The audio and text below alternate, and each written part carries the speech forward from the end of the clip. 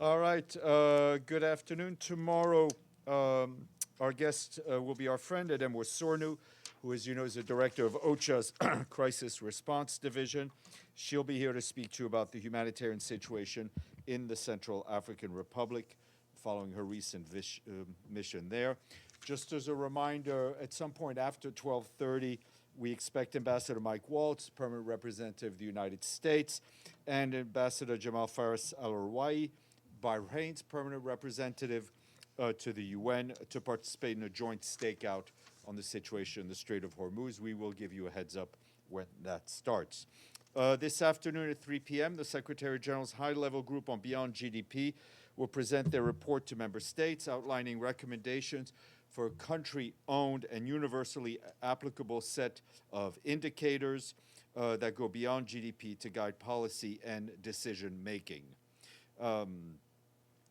The Secretary General will make remarks at the event and will say that the report being launched today is a landmark step in correcting a long-standing blind spot in measuring progress, the over-reliance on gross domestic product.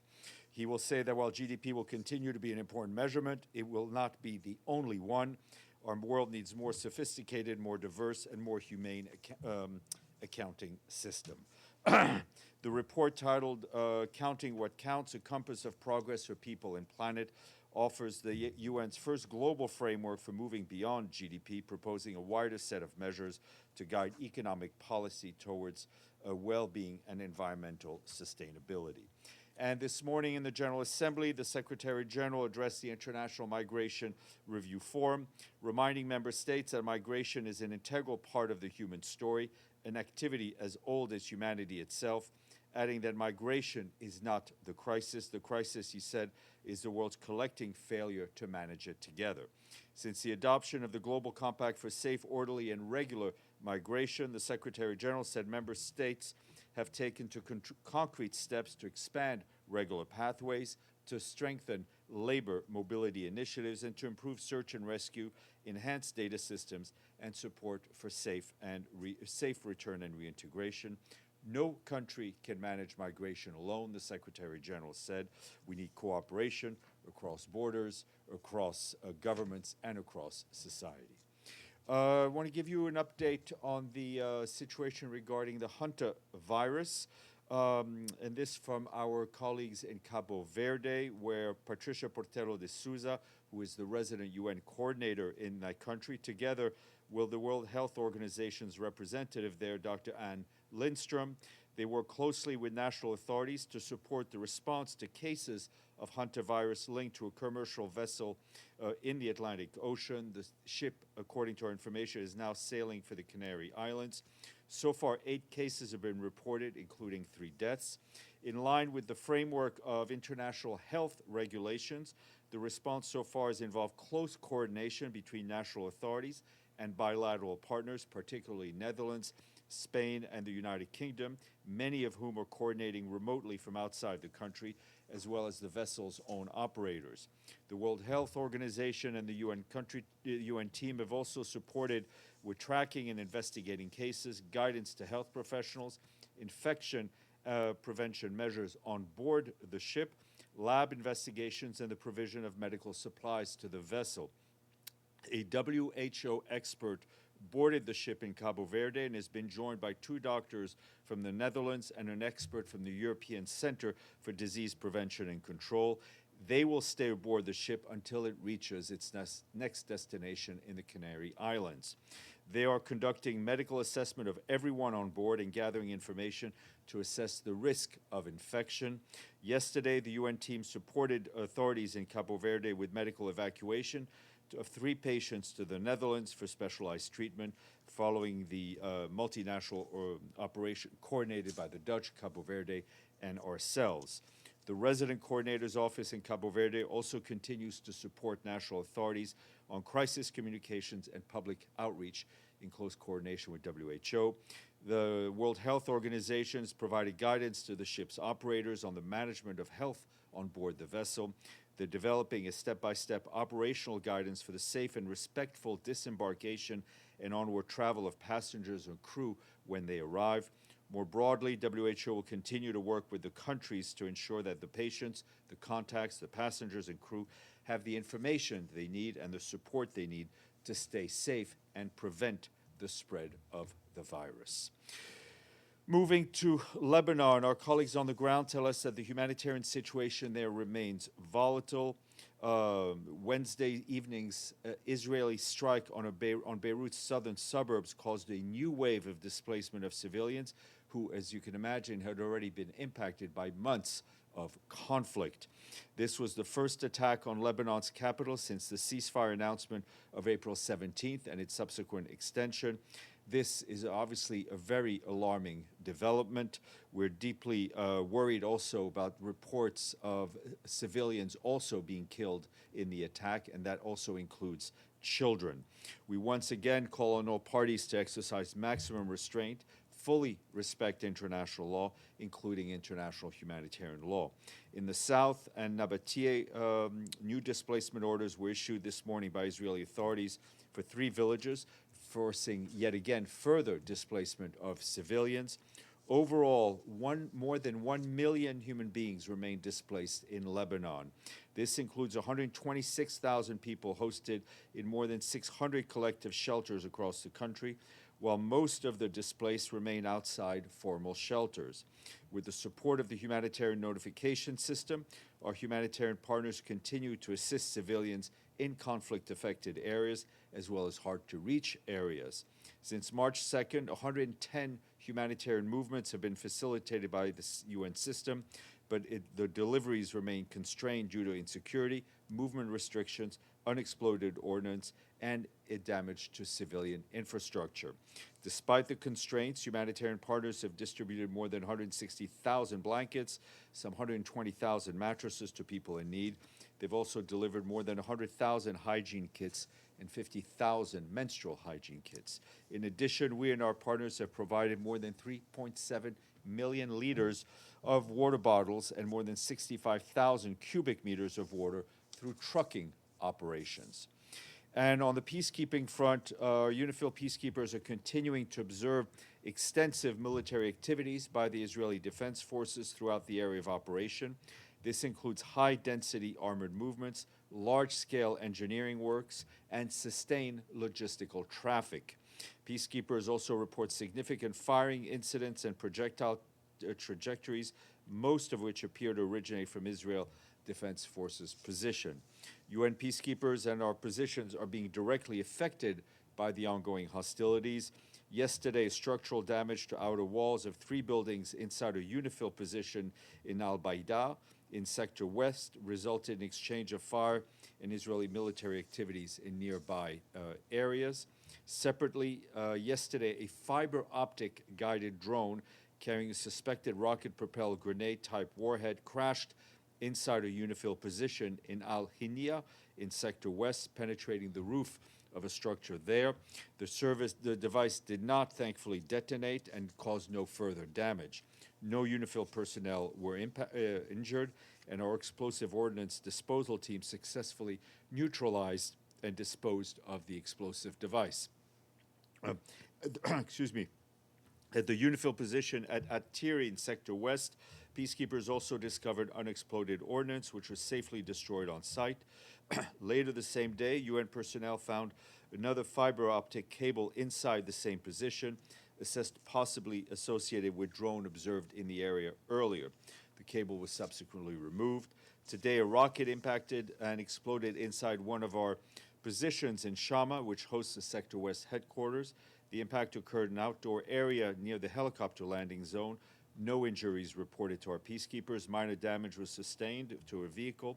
The rocket is assessed to have been fired by Hezbollah towards the Israeli Defense Forces units operating in the nearby area. Once again, we stress that the safety and the security of our peacekeepers and the inviolability of our UN premises must be respected at all times by everyone. Turning to the occupied Palestinian territory, our OCHA colleagues tell us that to mitigate potentially life-threatening risk of fire, sanitation workers must be allowed to remove waste from displacement sites and residential areas and transport it to Gaza's designated landfills. Last Friday, UN team mobilized water tankers and machinery to support crews responding to a fire at the Firas market in the center of Gaza City, right next to people's shelters. With designated landfills becoming inaccessible during hostilities, the market has been used as a major solid waste dump, with trash now covering an entire city block and exceeding 4 flights in height. It's hard to imagine. Our sanitation partners report that Gaza's 2 sanitary landfills are near the perimeter fence surrounding the strip, where access needs to be enabled by Israeli authorities. They also stress the need for permission to bring into Gaza the machinery to remove the waste, the rubble, and the unexploded ordnance, as well as the spare parts required to operate that equipment. These permissions are also critical to address health risks linked to pests and rodents. Meanwhile, our partners say that people's access to water remains challenging. With infrastructure destroyed, some 40 partners are delivering some 20,000 cubic meters of water by truck every day, an operation that's heavily dependent on fuel and sustained funding. To meet the need for water for drinking and cooking, families are required to collect water directly from those trucks at about 2,000 distribution points, yet many people lack adequate containers to collect and store water, and service providers are unable to fully ensure equitable distribution. Meanwhile, in the West Bank, our humanitarian colleagues warn that foot and mouth disease is now increasing concerns for vulnerable Bedouin and herding communities whose livestock is their primary source of income and food. Partners say that movement restrictions and insecurity are complicating timely vaccination and veterinary response that is needed to treat this disease. An update regarding Western Sahara. The personal envoy of the Secretary General for Western Sahara, Stéphane de Mistura, supports and shares the concerns expressed by MINURSO, the UN peacekeeping mission in Western Sahara, concerning the Frente Polisario's rocket attack on May 5th near Smara. MINURSO expressed its deep concern over incidents of firing in civilian areas and urged the parties to avoid any act that may jeopardize the ongoing political process. The personal envoy, Mr. de Mistura, emphasizes that this is a time for dialogue and negotiations and not a time for military escalation. Such attacks underscore the urgent need to return to a ceasefire and negotiate a lasting, mutually acceptable political solution to this conflict. Moving on to Sudan, where humanitarian colleagues say that despite ongoing insecurity, we and our humanitarian partners continue to deliver critical assistance where access allows. In North Darfur State, more than 15,000 people are now expected to benefit from supplies delivered by UNICEF in Numbaru locality on Tuesday. These deliveries include health, nutrition, water, hygiene, and sanitation products. According to our recent assessment in the area, conducted jointly with our partners, severe food insecurity with malnutrition rates exceeding emergency thresholds in Numbaru. However, access along the northern corridor of the state remains constrained by insecurity and continued drone activity, limiting the ability to reach people in urgent need. In West Darfur, the last few weeks, we and our partners have provided food assistance to some 15,000 families in Kulbus locality, where ongoing violence and intercommunal clashes across Darfur continue to drive displacement, continue to disrupt essential services, and continue to put civilians at grave risk. Once again, we call on all parties to protect civilians, civilian infrastructure, and to respect international humanitarian law, which is pretty clear in these aspects. Turning to Somalia, the World Food Programme warns that worsening drought conditions, conflict, and funding shortfalls are pushing millions of people deeper into hunger.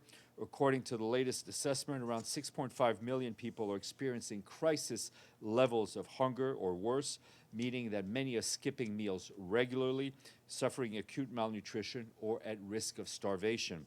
Severe funding shortages are forcing humanitarian agencies to scale back operations. WFP warns that it may be forced to halt emergency assistance in Somalia by July unless additional funding is received. Emergency food assistance has already been suspended in a number of districts. WFP and partners continue to support communities through emergency cash transfers, nutrition assistance, and drought response measures. Back here in the Security Council, they held a briefing on the interim security forces in Abyei, UNISFA. Martha Poby, Assistant Secretary General for Africa, said that the mission continues to conduct robust patrols and rapid response operations while also supporting weapons disposal, mine action, and humanitarian access, adding that sustained engagement by the Council will remain essential to uphold the demilitarized status of Abyei and advance a durable political solution. Briefing the Council via VTC was the Special Envoy for the Horn of Africa, Guang Kong. He said his office continues to engage with the Abyei High-Level Committee and other stakeholders to support preparations for renewed bilateral talks while urging progress on benchmarks tied to the mission's mandate and renewal of broader concerns. I also want to flag that Volker Turk, the High Commissioner for Human Rights, is about to visit Mongolia and the Republic of Korea beginning this Sunday. In Mongolia, he will meet with government officials as well as National Human Rights Commission of Mongolia, civil society, religious leaders, and others. In Seoul, he will hold high-level meetings with the government, civil society, and the tech sector, as well as escapees from the Democratic People's Republic of Korea. He will also attend a ceremony on the May 18th National Cemetery in Gwangju to address World Human Rights Cities Forum. In both countries, he will speak to the press. We'll share details as we have them. And I also want to flag that we have a new feature on the spokesperson's website, which now includes a platform entitled Happening at the United Nations. It serves as a hub for upcoming UN meetings and events, major observances, SG and DSG activities, and developments across the system. It'll be especially useful for the upcoming GA. Yes, there's always an upcoming GA. Edie. Thank you, Steph. The Iranian government announced today that it has set up an agency to control shipping in the Strait of Hormuz, including the imposition of tolls on ships. Does the Secretary General have any reaction? We've seen those reports. I can tell you what we want is not additional restrictions or structures. We want to go back to where it was, which was freedom of navigation in the Strait of Hormuz, where ships civilian ships and ships could come and go to export and to import, and we know how critical that waterway is to all of us around the world. Mr. Vacara. Thank you very much, Stéphane. At the start of his mandate, Secretary General Guterres said conflict prevention should be a core mission of the UN. Given the failure to prevent major wars and crises from Ukraine and Gaza to Sudan, Lebanon, and now Iran, does he believe this reflects mainly geopolitical realities or also structural limits of the UN system and the Secretary General's ability to act effectively with the tools currently available? Are you asking me a symposium question? So, I mean, listen, the Secretary General has been focused on conflict prevention. And I think you all know that, whether sometimes it's discreet, sometimes it's less discreet. But the Secretary General doesn't hold all the cards. His fingers are not on the trigger. This conflict prevention, it demands active partnership with member states, and it demands member states living up to the commitments they have made under this charter. Okay, this was short. It was almost sweet. Abdelhamid, sorry, I just see you now, so I know you have a question. Go ahead. Thank you. Just you answered one of my questions about Western Sahara, but my second question about the human rights in Tunisia. You know, civil society has been targeted, and Volker Turk issued a statement. Do you have anything to add to that? No, nothing to add. We support the work of the High Commissioner as he follows on his mandate on speaking out on human rights violations around the world. Okay, thank you all.